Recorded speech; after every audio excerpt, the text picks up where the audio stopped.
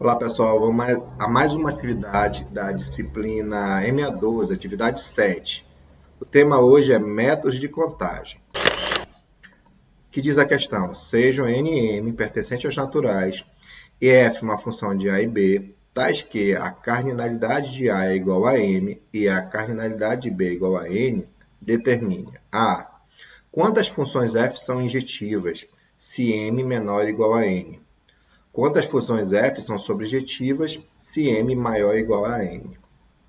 Para entender bem esse conteúdo e esse exemplo que nós vamos fazer, é importante que você tenha uma boa noção de função injetora, função sobrejetora, princípio fundamental da contagem, arranjo, combinação, binômio de Newton e princípio da inclusão e exclusão. Função injetora. Dizemos que uma função f de a em b é injetora se para cada elemento distinto de a implica em elementos distintos em b. Genericamente, temos elementos distintos em a implica em imagens distintas em b.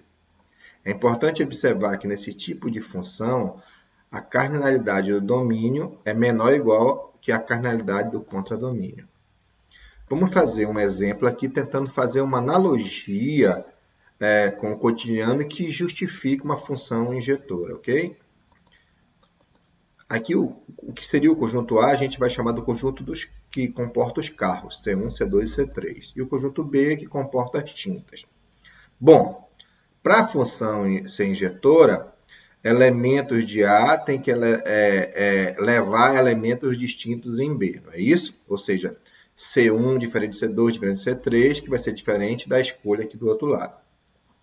Quando você for pintar o carro C1, para que seja injetora, você vai ter a opção de escolher um único elemento daqui. Então, você tem 5 opções.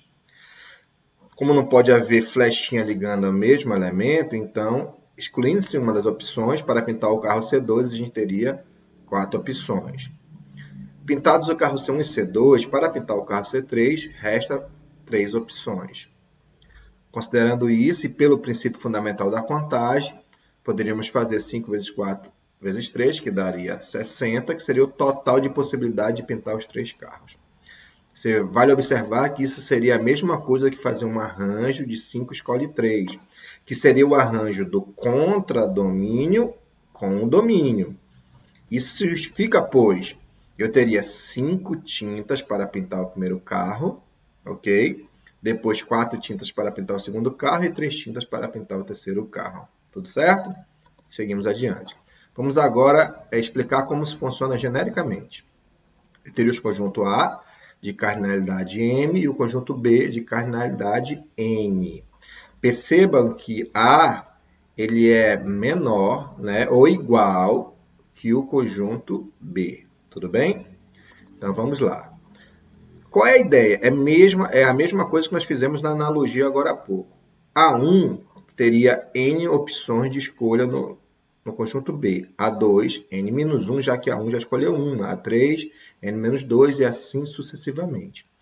Então, você vai perceber que A1 tem N, A2 N-1, A3 N-2 e a M, N menos M-1. Perceba que isso acontece, aqui nós temos um modelo recursivo da seguinte maneira. Quando aqui o índice é 1, então 1 menos 1, 0, seria a primeira escolha. 2 menos 1, 3 menos 1, 2 e M menos 1, ok? Pelo princípio fundamental da contagem, poderíamos escrever n vezes n menos 1, vezes n menos 2 e assim sucessivamente. E isso é a mesma coisa que fazer o arranjo de n elementos escolhidos em partes de m, não é isso? Ou seja, seria o número de arranjos do conjunto contradomínio em relação ao domínio. O resultado disso vai dar o total de funções quando a função for injetora. Funções sobrejetora. Dizemos que uma função f de a em b é sobrejetora se todo elemento do contradomínio for elemento da imagem, ou seja, a imagem da função vai ser y igual a f de x, tal que x pertence a A. Isso quer dizer que todo elemento do contradomínio, para a função ser sobrejetora, tem que ser elemento da imagem e um elemento do conjunto A, ok? Ou seja, o contradomínio tem que ser igual à imagem. É importante observar que desse tipo de função, a cardinalidade A tem que ser maior ou igual que a cardinalidade B. Conforme nós fizemos com as funções injetoras, nas sobrejetoras vamos fazer uma analogia também, tentando levar alguma coisa para o cotidiano. 3 amigos chegaram ao restaurante e, ao começar a se servir, perceberam que havia 2 opções de prato principal e só podia optar por uma dessas opções. De quantas formas esses amigos podem se servir, né? Então, olha só. O conjunto que seria A vão ser o dos amigos e o conjunto que seria o B seria dos pratos, que aqui eu vou chamar de carne e frango. Tudo bem?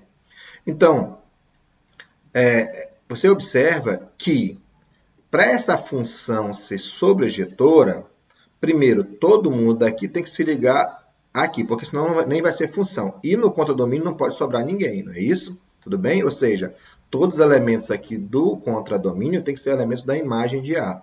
Ok? Então, o que vai acontecer aqui? Qual é a ideia? A ideia para determinar a quantidade de funções sobrejetoras e resolver esse problema seria pensar o seguinte. Primeiro, vamos determinar o total de funções. Injetora, bijetora, sobrejetora. E a gente já sabe que isso acontece da seguinte maneira. O total de funções é a cardinalidade do conjunto B elevado à cardinalidade do conjunto A, que é o domínio. Então, ficaria 2 elevado à terceira.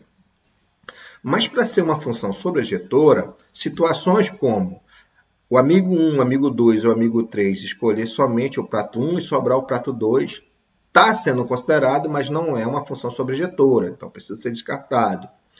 E o amigo 1, o amigo 2 e o amigo 3 escolher somente o prato 2, também não vai ser sobrejetor. Então, essas duas situações teriam que ser descartadas. Aí é que entra o princípio da inclusão e exclusão, ok? Então, ficaria todas as funções, 2 à terceira, menos as que serão descartadas. Então, 2 à terceira menos 2, que vai dar 6, certo? Isso é a mesma coisa que escrever um número binomial. E eu estou mostrando isso porque é isso que o princípio da inclusão e exclusão faz para justificar o modelo matemático que a gente verá lá na frente. Ou seja, ele pega o total de conjunto de funções e exclui. E aqui, no caso, ele faz um acréscimo, ele faz uma contagem de elementos que foram excluídos aqui. Porque, nesse caso, não foi ninguém, ó, aqui dá 0. Mas quando você tem a partir de 3 conjuntos, acontece que quando você vai fazer a interseção dos 3, fazer a contagem lá, nas interseções de 2 a 2 foram desconsiderados pares que não poderiam ser desconsiderados. Ok? Então, é aí que entra o princípio da inclusão e exclusão. Para isso, vamos ver mais um exemplo aqui, sem botar um enunciado, só para a gente entender a ideia. Nesse caso, são 4 amigos e 3 tipos de pratos. Poderia ser aqui carne, frango e peixe. Ó, qual seria a situação aqui? O total de conjunto seria a cardinalidade do contradomínio elevado à cardinalidade do domínio. Então, ou seja, 3 à quarta. Só que você precisa entender que, nesse caso, nem todo mundo vai ser sobrejetora. Por exemplo, quando os 4 amigos escolheram o prato 1, por exemplo, ou os 4 amigos escolheram o prato 2, ou os 4 amigos escolheram o prato 3, o que é possível. Ou então, por exemplo, 2 amigos escolheram o prato 1 e 2 amigos escolheram o prato 3. Perceba que nessas situações que eu falei, ou sobra 2 ou sobra 1. Nesse caso, nenhuma das funções é sobrejetora. Então, como é que fica essa situação? Vai ficar assim, ó, o total de funções, ou seja, todas elas. Aí aqui entra o princípio da inclusão e exclusão. Aqui nesse pedaço, ele está excluindo os que eu falei. Todos eles escolhendo o prato 1 e sobrando. Todos eles escolhendo o prato 2 e tendo sobra. Porque nenhuma vai ser função sobrejetora, certo? Nesse caso, nós teremos a interseção entre 3 conjuntos. Então, ele vai fazer a 2 a 2, né? A interseção 2 a 2, que é o que acontece aqui. Mas na hora de fazer a interseção dos 3, você vai perceber que quando fez 2 a 2, teve elemento que saiu que era para ter sido contado. Então, ele faz o acréscimo aqui. E é isso que faz o princípio da inclusão e exclusão, ok?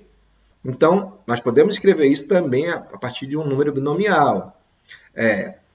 Analisando esse número binomial, a gente percebe o seguinte. Essa primeira parte é o total de funções, todas elas.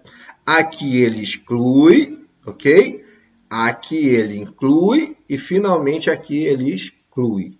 Tudo certo? Que mais uma vez, ó, aqui ele não vai excluir ninguém nessa segunda parte. Ele excluiu aqui, só que nesse caso aqui teve uma situação que ele excluiu e não poderia ter excluído. Então ele volta com esses elementos, com esses pares. Tudo certo? Vamos ver genericamente isso. Dado dois conjuntos, né, com a cardinalidade do conjunto A maior ou igual que a cardinalidade do conjunto B. Ok? Fazendo esse processo de o total de funções e fazendo o princípio da inclusão e exclusão, a gente vai chegar ao modelo matemático seguindo aquele processo, aquela sequência de números binomiais, ok? Então, o que esse modelo matemático diz? Diz o seguinte, ó, o total de funções sobrejetoras com conjunto de cardinalidade M e o outro N é a somatória desse modelo. Ou seja, o que é isso aqui? Ó? Ele está dizendo o seguinte, esse cara aqui é o que faz a inclusão e exclusão. Por quê? Se o I, né, for par, inclui. Se o I for ímpar, vai dar negativo, exclui, ok? Esse pedaço aqui são todos os pares, todas as certinhas se ligando ao conjunto contra domínio. Só que lembra, ó, vai ter aquelas situações onde não vai ser sobrejetor. E quem faz a exclusão é esse camarada aqui. N menos I elevado a M. Esse modelo matemático, assim como aquele exemplo que a gente fez anteriormente, pode ser escrito em forma de número binomial. Ó, N0, N menos 0 elevado a M, menos aqui, ó. Perceba o seguinte, o que acontece aqui? Aqui vai acontecer o seguinte, todos, né, todos os elementos, e aqui exclui, inclui, exclui, inclui, e assim sucessivamente. Vai depender muito da quantidade de elementos de cada conjunto. Aqui eu coloquei menos e mais, só para você entender que aqui, como aqui era mais, então exclui, inclui, exclui, inclui, se for o caso, dependendo da quantidade de conjuntos. Tá bom? Então, esse modelo matemático aqui, se você quiser saber a quantidade de funções sobrejetora na relação entre dois conjuntos, onde a cardinalidade do primeiro é maior ou igual que a do segundo, ele vai te oferecer esse resultado, vai te dar numericamente esse resultado. Ok? Então é isso, pessoal. Até a próxima aula.